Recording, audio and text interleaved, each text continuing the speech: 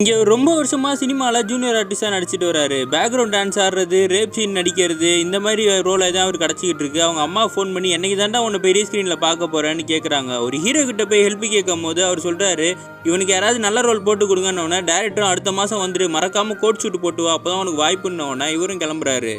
அப்போ ஒரு டெய்லர் கடையோட அட்ரஸ் தராங்க. இவனும் அங்கே போயிட்டு எனக்கு சூட் தச்சு கொடுங்கன்னு கேட்குறான். மெஷர்மெண்ட் எடுத்துகிட்டு இருக்கும் போது எவ்வளோக்குப்பா வேணும்னு கேட்டால் 500 ரூபாய்க்குன்னும் போது அவங்க சிரிக்கிறாங்க. டே, இந்த மாதிரிலாம் 500 ரூபாய்க்குலாம் தைக்க முடியாது, நான் எவ்வளோ கடை வச்சிருக்கேன் தெரியுமா, இங்கேருந்து வெளியே போன உடனே என்னோட கனவை நீங்கள் அழிச்சிடாதீங்கன்னு சினிமா டயலாக போடுறான். இவங்க திட்டி அனுப்பி விட்டுறாங்க.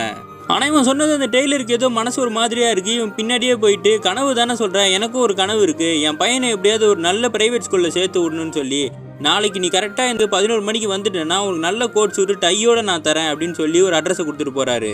சொன்ன இடத்துக்கு இவனும் அடுத்த நாள் வரான். அந்த டெய்லரும் அவங்க பையனோட வந்துட்டு இந்த ஸ்கூலில் தான் என் பையனை சேர்த்து விடணும், நான் டெய்லர்ன்றதுனால சேர்த்துக்க மாட்டாங்க, நீ நல்லா படித்தவன் மாதிரி இந்த ஸ்கூலில் போய் நடிச்சு என் பையனை சேர்த்து விடு, நீ தான் அப்பான்னு சொல்லணும் சரியான்னும் போது எப்படிங்க நம்புவாங்கன்னு கேட்டால், நீ நடிக்கிறத வச்சு தான் நம்புவாங்க, இதில் தான் 2 பேரோட கனவு அடங்கியிருக்குன்னு சொல்கிறாரு. இவனும் பையனை கூட்டு உள்ளே போயிடுறான். அங்கே ஸ்கூலில் கேட்குறாங்க, உங்களை தவிர இந்த பையனை பிக்கப் பண்ண யாரும் வந்தாங்கன்னா அவங்க ஃபோட்டோ ஐடி கொடுங்கன்னு. இவனுக்கு என்னன்னே புரியல, முழிச்சிக்கிட்டு இருக்கான். அப்போ இந்த பையன்கிட்ட இங்கிலீஷில் பேசுகிறாங்க. அவனும் ரிப்ளை பண்ணலன்னும் போது ஹீரோ டக்குன்னு சொல்கிறான், இவன் என் பையனே கிடையாது, இவன் வந்து கடவுள் கொடுத்த எனக்கு தேவதை மாதிரி, என் ஒய்ஃப் செத்ததுக்கு அப்புறம் இவனை நான் தான் பார்த்துக்கிறேன்னு அவங்களும் அழ ஆரம்பிச்சிடுறாங்க. அவனுக்கு ஸ்கூலில் சீட்டும் கிடச்சிருது. அதுக்கப்புறம் தினமும் இவனே இந்த பையனை ஸ்கூலுக்கு கூட்டு போயிட்டு வந்துக்கிட்டு இருக்கான். அந்த டெய்லரும் வந்து நல்ல கோட் சூட்டை தச்சு கொடுத்துட்றாரு. இந்த பையனை வந்து இவனே கூட்டு போகிறானே, நம்மளால் கூட்டு போக முடியாது ஸ்கூலுக்கு அப்படின்னு சொல்லி இந்த டெய்லரும் கஷ்டப்பட்டுக்கிட்டு இருக்காரு. அப்போ இவன் சொல்கிறான், நாளைக்கு என்னால் வர முடியாது, எனக்கு ஷூட் இருக்குது, நீங்களே உங்கள் பையனை போய் ட்ராப் பண்ணுங்கன்னு சொல்லிட்டு போயிடுறான்.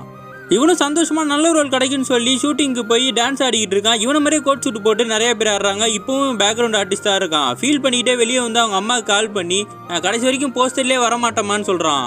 அவங்க அம்மா சொல்கிறாங்க, நீ போஸ்டரில் வரதெல்லாம் இருக்கட்டும்டா, நேரில் வந்து என்னை எப்படா நீ கடைசியாக பார்த்த, என் பிள்ளையே எனக்கு மறந்துடுவான் போல இருக்குடா அப்படின்னு சொல்லி கஷ்டப்பட்ட உடனே அப்போ தான் இவனுக்கு அந்த டெய்லரோட கஷ்டம் புரியுது. இவனும் அந்த டெய்லரை கூப்பிட்டு அந்த ஸ்கூலுக்கு போயிடுறான்.